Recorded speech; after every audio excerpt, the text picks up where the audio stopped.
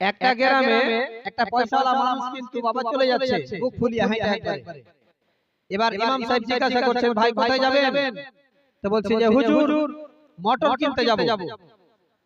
তখন এবার মৌলভী সাহেব বলছে যে ভাই এরকম করে বলতে হয় না, বলেন যে ইনশাআল্লাহ মটর কিনতে যাব। তখন এবার মানুষটা তখন বলছে যে হ্যাঁ এই লাগে মৌলভী সাহেবের গানে দেখতে পারি না, পকেটে টাকা আছে, কোম্পানিতে মোটর আছে, টাকা দিব কোম্পানি থেকে মোটর নিয়ে আসবো, দোকান থেকে মোটর নিয়ে আসবো, তাই তো ইনশাআল্লাহ বলারই কি আছে। তখন এবার মৌলভী সাহেব বলছে না ভাই এরকম করে বলতে হয় না, নারাজ হয়ে যাবে। ইনশাআল্লাহ ইনশাআল্লাহ তোমার রাখো তো ইনশাআল্লাহ। এবার কিন্তু ওই পয়সাওয়ালা মানুষটা, অহংকারী মানুষটা কিন্তু এবার চলে গেছে মোটর কিনতে।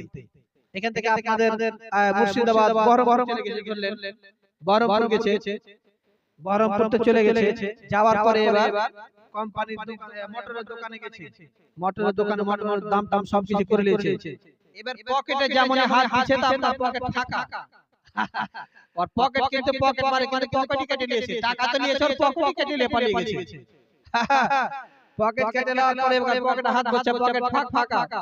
তখন এবার কি করবে, লজ্জাতে কিন্তু মানুষটা কিন্তু এবার আর মুখ দেখাতে পারে না। তখন এবার শরীরে কিন্তু আর কাঁপতে লেগেছে, যা আমি পয়সাওয়ালা মানুষ আর আমার কাছে টাকা নেই, আর কোম্পানি মোটর এসে ফির মোটরের দোকানে এসে মোটরের দামও করে নিয়েছি, লজ্জাতে পড়ে গেছে। এবার দোকানদারকে বলছে যে ভাই আমার টাকা চুরি হয়ে গেছে, ছিনতাই হয়ে গেছে, তা আপনি মোটরটা রেখে দেন। এবার আসবে তোমার কাছে তো টাকাই নাই, কি করবে? ঠেলার নাম বাবাজি।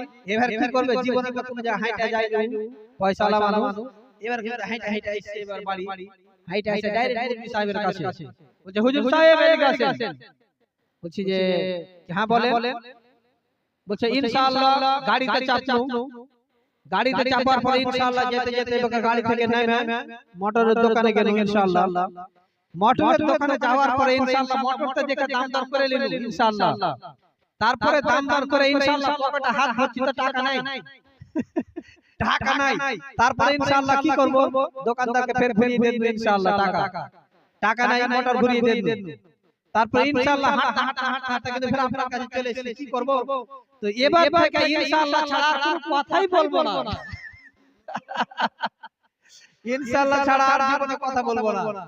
তো ঠেলার নাম বাবাজি, বাপজি আমার, ঠিক কি না? ঠেলার নাম বাবাজি। আল্লাহর উপরে প্রত্যেকটা কাজে ভরসা করতে হয়। আপনি যে কোনো ভালো কাজ করার উদ্দেশ্য করবেন ইনশাআল্লাহ বলবেন। এবার বলবেন যে কালকে চুরি করতে যাব, তো ইনশাআল্লাহ বলবো, ওই জায়গাতে ইনশাআল্লাহ বলা যায় নেই, ওই জায়গাতে ইনশাআল্লাহ বলবেন না। কালকে ফজর থেকে আপনারা নামাজ পড়বেন, বলবেন ইনশাআল্লাহ কালকে থেকে নামাজ পড়ব। আচ্ছা কে কে নামাজ পড়বেন ফজর থেকে একটু হাত তোলেন তো। মাশাআল্লাহ মাশাআল্লাহ, আপনাদের এলাকার মানুষ কিন্তু খুব ভদ্র, খুব ভালো। বাপজিরা আমার ওয়াদা করছেন তো কালকে থেকে নামাজ পড়বেন?